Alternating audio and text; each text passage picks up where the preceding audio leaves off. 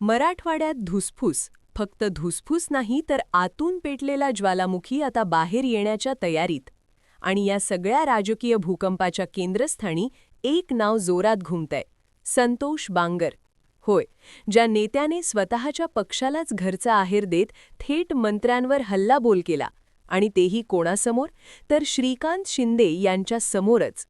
एकीकडे ऑपरेशन टायगरच्या चर्चांनी वातावरण तापलेलं, दुसरीकडे पक्षातच अंतर्गत खदखद उसळलेली. आणि या सगळ्याचा स्फोट झाला तो नांदेडमधील एका बैठकीत, जिथे एकनाथ शिंदे यांच्या नेतृत्वाखालील शिवसेनेची आढावा बैठक सुरू होती. सगळं सुरळीत सुरू असल्यासारखं वाटत होतं, पण अचानक वातावरण बदललं.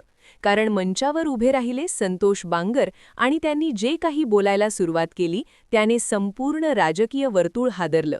शब्द होते आक्रमक, आवाजात रोष आणि भावना थेट कार्यकर्त्यांच्या मनातून आलेल्या. त्यांनी थेट मंत्र्यांवर निशाणा साधला. मंत्र्यांच्या डोक्यात हवा गेली आहे, आधी त्यांना घरी बसवा. हे वाक्य जसं उच्चारलं गेलं तसं सभागृहात एकच शांतता पसरली. काही क्षणांसाठी सगळे थबकले, कारण हे फक्त विरोधकांचं वक्तव्य नव्हतं, तर सत्ताधारी पक्षाच्या आमदारानेच आपल्या सरकारवर केलेला थेट प्रहार होता. या बैठकीत उदय सामंत आणि गुलाबराव पाटील यांच्यासारखे मंत्रीही उपस्थित होते, आणि त्यांच्या समोरच हा सगळा प्रकार घडत होता. बांगर थांबले नाहीत. त्यांनी एकामागून एक तक्रारी मांडायला सुरुवात केली. कार्यकर्त्यांच्या मनातील नाराजी उघडपणे व्यक्त केली.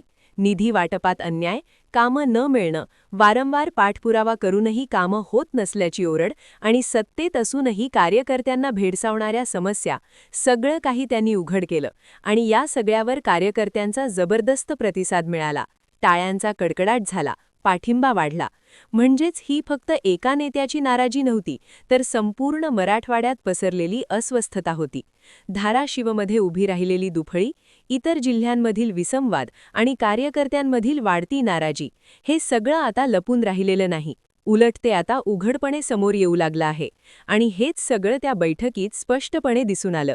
विशेष म्हणजे ही घटना अशा वेळी घडली आहे जेव्हा राज्यात ऑपरेशन टायगर आणि ऑपरेशन तुतारी सारख्या मोठ्या राजकीय हालचालींच्या चर्चा रंगल्या आहेत.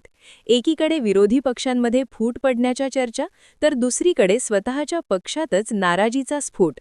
यामुळे संपूर्ण समीकरणं बदलण्याची चिन्ह दिसू लागली आहेत. आता प्रश्न एकच उरतो, हा फक्त एक क्षणिक उद्रेक होता का, की येणाऱ्या मोठ्या राजकीय वादळाची ही सुरुवात आहे? कारण जेव्हा पक्षातील आमदारच उघडपणे मंत्र्यांवर आरोप करू लागतात, तेव्हा ते फक्त शब्द नसतात, तर ते असतात एका मोठ्या बदलाचे संकेत. आणि मराठवाड्यातील ही धुसफूस आता कधीही मोठ्या स्फोटात बदलू शकते.